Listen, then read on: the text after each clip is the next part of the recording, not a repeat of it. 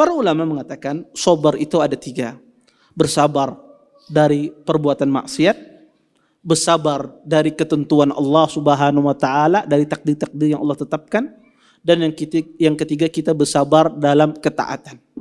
Dan bersabar dalam ketaatan ini kata para ulama, dan ini yang ingin beliau maksudkan di antara pembahasan beliau di sini adalah bersabar dalam ketaatan, dalam beribadah kepada Allah Subhanahu wa taala.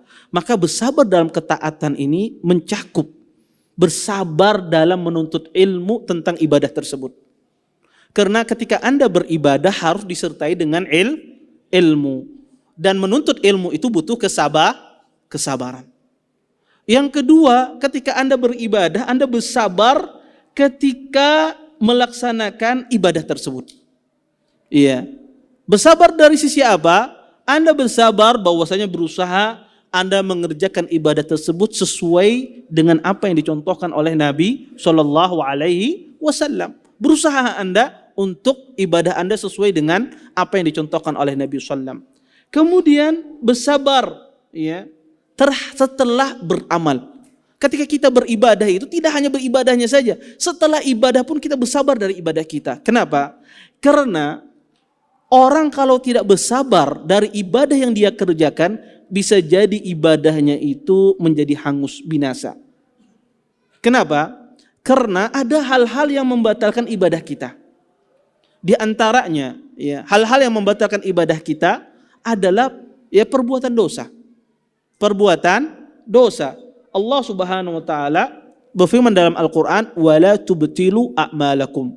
Kata Allah, jangan kalian batalkan amal-amal soleh kalian. Di antara pembatal amal soleh adalah maksiat. Sebagian jenis maksiat itu bisa membatalkan kebaikan yang kita kerjakan. Di antaranya apa? Allah sebutkan di dalam Al-Quran Al-Mannan. Orang yang suka menyebut-nyebut pemberiannya. Sehingga menyakiti hati si pemberi. Maka ini salah satu jenis maksiat yang membatalkan amal kebaikan kita.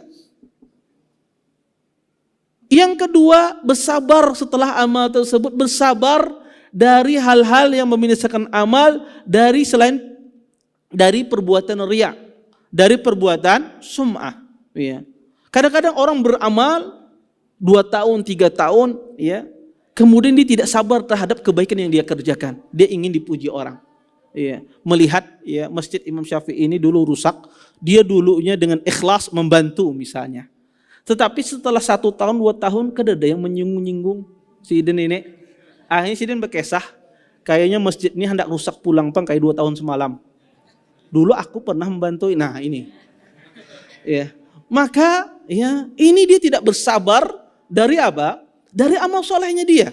Ya. Walaupun itu amal soleh itu sudah berlalu, harus orang itu bersabar.